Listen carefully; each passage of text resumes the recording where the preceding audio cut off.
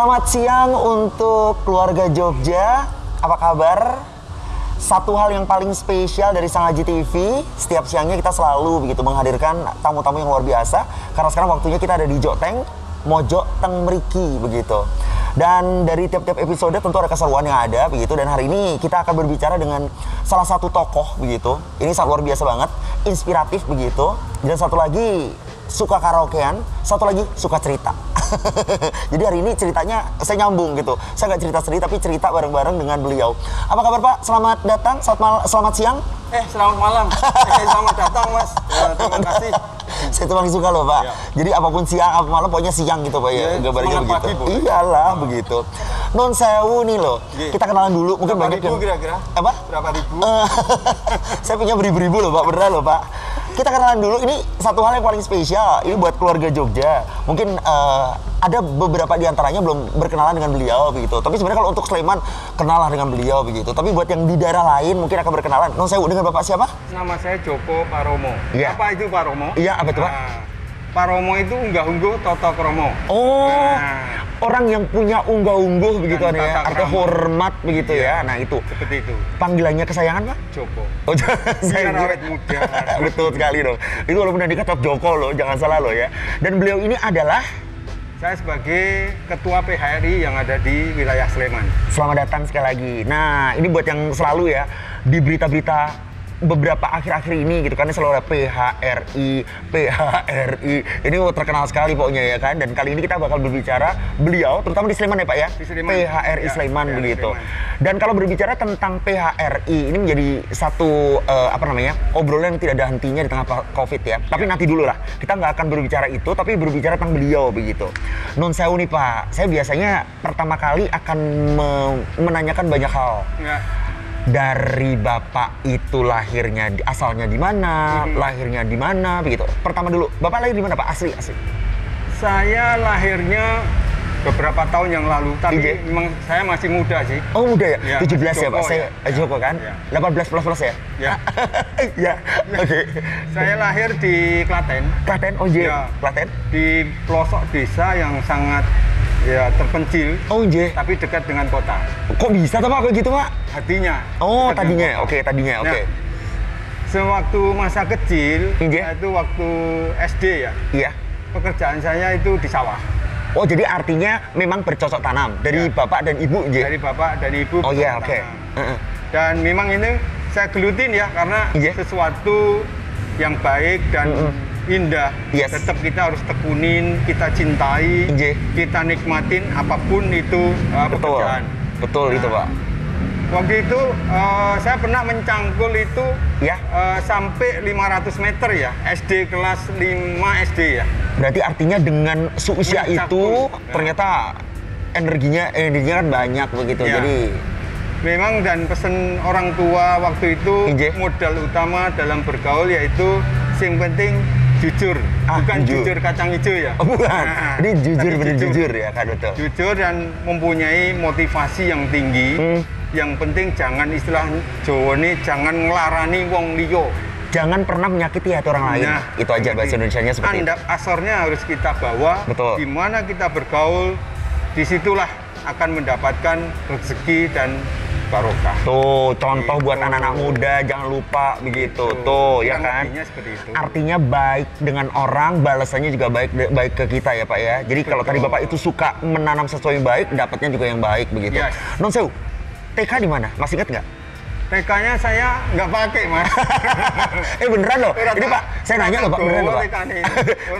TK nggak ada? Nggak. Langsung ke? Langsung SD. Luar biasa. Ini percepatan di Klaten. Percepatan di Klaten loh. Bapak itu kayak gitu. Jadi langsung SD waktu itu ya? Langsung SD. Oke. Begitu masuk SD, di situ saya sering berkelahi. Oh, kok ini pertanyaan saya loh Pak, pertanyaan saya. Berkelahi itu kan macam-macam. Dibully, kalau anak sekarang ya, dibully sama orang gitu. Kalau Bapak berkelahinya kenapa? Berkelahinya saya itu rebutan meja. Oh, bagus. Tempat duduk, saya pengennya di depan tapi udah ada yang duluan. Saya pengen sesuatu yang baik. Di depan. Iya baik kan, benar. Pak, ya pengen duduk di waktu sekolah itu di belakang. Oh, keren. Pengen, walaupun saya nggak tahu nggak ini, tetap saya pengen di depan. Oh, saya pengen betul. nomor 1. Oh, keren. Saya itu kalau gurunya cewek, Pak, saya pengen di depan. Nah, tapi kalau punya cowok cantik. saya di belakang. Saya milih Pak. Saya milih bukan seperti Bapak. Jadi SD itu ada satu pengalaman katanya kata Pak Joko ini, di mana dulu itu ada satu momentum di mana rebutan meja ini menjadi sebuah tradisi begitu. Betul. Masih ingat dari kelas Bapak sampai kelas berapa rebutan seperti itu? Kelas 1 sampai kelas 6. Jadi yang ya? saya ingat waktu itu Inje. hebatnya saya. Inje. Itu bagi saya hebatnya waktu itu ya. Inje. Setiap saya potong rambut itu harus dipanggil kepala sekolah.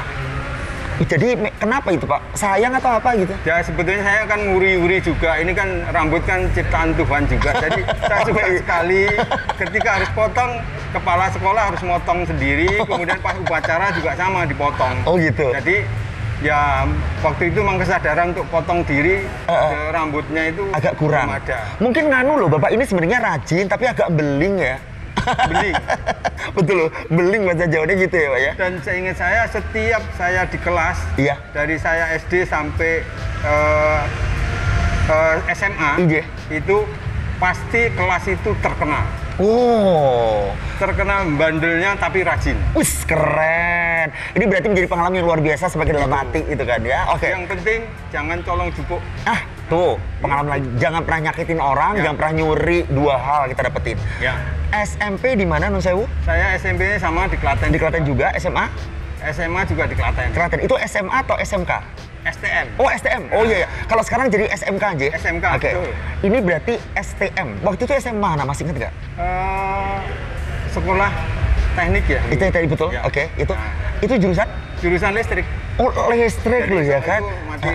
Tadinya mau jadi menteri penerangan. Oh ya, waktu supaya itu. lebih terang jalan-jalan, cuman kok nyasar ke hotel ya. Oh iya betul ini, betul ya. STM listrik tapi nyasarnya ke hotel gitu. Saya sebenarnya pengen lari lagi. Setelah STM, ini mesti ada sesuatu yang berkaitan dengan hotel. Nah, waktu itu setelah saya lulus STM, saya merantau ke Jakarta. Sempat ke Jakarta? Nah, tahun berapa? Wah itu tahunnya udah lama nggak saya sebutin, nanti takut ini. Takut saya udah tua nanti. Iya, betul. Merantau di Jakarta kurang lebih 5 tahun. 5 tahun, Disitulah banyak perjuangan, banyak pergaulan. Saya di Tangerang, di Bogor, di Jakarta, itu banyak hal yang sangat positif bagi saya. Iya. Karena di situ pergaulannya ada orang Medan, Batak, Jawa, Lampung, Sumatera, itu semua. Jadi banyak karakter.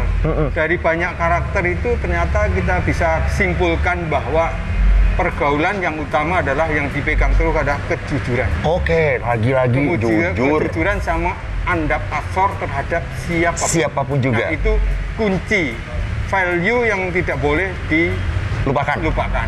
Bapak berarti sekolahnya Jakarta setelah sekolahnya STM? Di STM? Setelah lulus STM saya ke Jakarta, kemudian saya membayangkan sesuatu karena waktu itu saya kerja di corporate ya, di percetakan. Setiap hari saya setelah bekerja, kemudian saya bengong, kenapa ya saya kok bekerjanya tiap hari belepotan tinta, bau minyak. Ini saya termotivasi dengan hati saya bahwa saya harus berubah. Caranya? Caranya kita memotivasi diri sendiri bahwa saya harus berubah, kerja lebih bagus, yang penting halal. Waktu itu kerja di mana, Nun Sewu? Saya di PT Bina Karawaci yang ada di Tangerang. Masih inget banget tuh videonya gitu. PT Pancasipati, PNC Bina Karawaci, kemudian pernah di asuransi juga. Nah, di situ banyak hal yang pengalaman-pengalaman yang begitu menarik, begitu indah, yang kita harus menikmati, mencintai suatu pekerjaan. Akhirnya waktu itu saya pulanglah ke Jogja, karena ada saudara yang di Jogja. Saya sekolah di perhotelan. Di perhotelan ya. Oke. Sip, perhotelan ya. Dan dari situ akhirnya Bapak itu D1, D2, D3? D1, cuma D1 loh. Dan akhirnya Bapak dengan pengalaman yang ada, akhirnya hanya diploma 1, tetapi saya sempat jadi dosen. Luar biasa loh. Dosen D1 jadi dosen. Berdasarkan pengalaman yang ada. Dosen apa waktu itu, Nun Sewu? PR sama marketing ya. Luar biasa loh. Jadi D1. jadi dosen dari 2003 sampai 2015. Luar biasa kan? D1 itu menjadi sebuah inspiratif yang luar biasa. Bapak sudah mendapatkan ilmu D1 perhotelan. Akhirnya masuklah di PHRI waktu itu ya. Tahun berapa? Masih ingat nggak? PHRI 3 tahun lalu. 3 tahun lalu? Ya. Oke. Dan itu memang kebetulan atau non sewu? Memang Bapak ada keinginan untuk... Kalau menurut saya, Mas, dengan sesuatu kebetulan itu salah. Oh, salah. Oh, saya disalah. Oke.